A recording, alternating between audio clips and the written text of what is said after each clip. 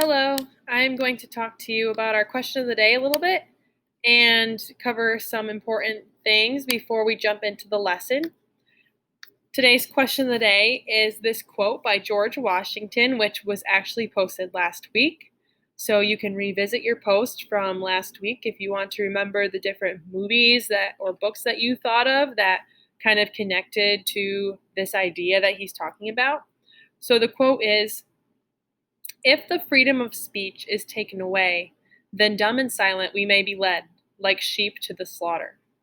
And I read through all of the responses, and you guys had a lot of great thoughts, a lot of really cool movies that I hadn't thought of before.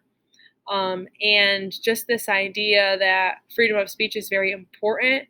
Otherwise, people can they won't be heard, and dictatorships or evil people can take you over and just kind of you end up being like sheep, just going whatever way governments tell you to go. And that's why it's so important in our country we have freedom of speech. This year we will be studying many civilizations in history where the citizens they had no voice, they had no resources financially, they had nothing. And that's how it went. And then different civilizations kind of captured and took over other ones, and there was constant battles, constant wars, and the people just had to kind of go along with it. They didn't have voting, they didn't have a system of government where they had a say or they could decide what they wanted to do with their lives. They were just told what they were going to do. And in today, countries like North Korea and China, the people do not have a say. They cannot even believe what they want to believe in. They are told what to believe in, and that is their only choice. So we need to be thinking about that as American citizens. We are very, very privileged to live in this country for many reasons, but one thing is because we have these freedoms, and it is technically a right to the freedom of speech, but we need to be thankful for it and we can't abuse it. So, one thing that we wanted to talk to you about today is that freedom of speech does not mean I get to say whatever I want to say. It's not a free pass to just run my mouth and repeat things that I see or hear about off of social media. That's not what freedom of speech is about. And unfortunately, in today's era and today's time, you have unlimited access to everything because of Google and social media. And that can be really good. It can also be really dangerous. So that is something you need to keep in mind. Social media is not a good example of freedom of speech all the time. It actually can be a very toxic example of what freedom of speech should be, because people are able to put out there whatever they want, and they are behind this, their phone. And maybe if you think about this, if you took out social media, if you took that out of your life and everything you've learned from social media, what face to face conversations have you actually had concerning any topic at all? Right? Because we learn so much from our phones and through the internet, specifically Google, because that is our internet. Um, so we just wanted you to be mindful of that like Mr. Amaral has been talking about, we want to value, we want to appreciate the process that's going on right now with the election, and then we want to respect. We want to respect the president. We want to respect the process, and as it continues on, because it will, it's going to continue. It's going to get dragged out.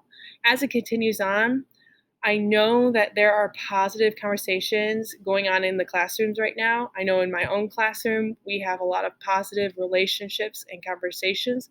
We want to take what we're learning and how we are processing in our classrooms, and we want to kind of spread that out into our other friends and the rest of our world. Okay. And so that's our challenge to you, is be thinking about that. What are those positive conversations? How are we respecting each other in our classrooms? Because I know you are. You're doing such a good job.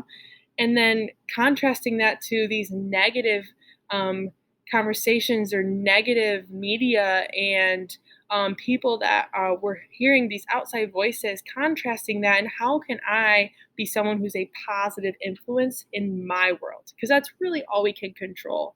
Okay, so how can I be a positive influence in my world, in my social media, and just kind of be someone who rises above, who's mature. And as this election continues on, we just wanted to continuing to think about those three words, how we're going to value, appreciate, and respect each other.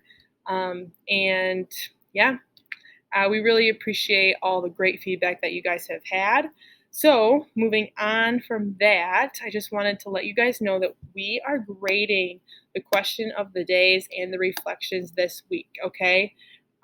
They have not been consistent, and we need to stay on those. Mrs. DeAngelis and I read those every day, and that's our gauge to how class went, what you're processing, any comments that you may have. So we're grading those this week. So go back yesterday's. If you didn't do yesterday's question or reflection, go back, make sure that that is done. Do today's, do Wednesdays, do Thursdays, do Fridays, okay? On Wednesdays, it is not acceptable for you to do the question of the day and then not do your assignment for that day. No, it is a two-part situation, okay? So you need to do your question always, as usual. Do the reflection if there is one posted, as usual, but you also need to do that assignment, okay? All right. Thank you very much for listening to this little public service announcement, and I'm looking forward to today's lesson as we continue Chapter 2. Tuesday, November 10, and I've got a joke for you guys, all you Among Us fans out there. What do you call a fake noodle? An impasta. It's a knee slapper. All right, that's enough of that. Today, what you're doing is you are finishing your reading guide, 2.1 notes, and you may not finish these, and that's okay because we're going to go over the answers at the end of class. So teachers, please leave ample time for the answers video. It's about a 10-minute video, so plus pausing and letting kids catch up. You might want to leave some time for that. But kids, make sure you're doing your best in your reading notes and work on that for the beginning of the hour. Try to get those done. Now, some of you might have already gotten this done yesterday or you're super close to finishing.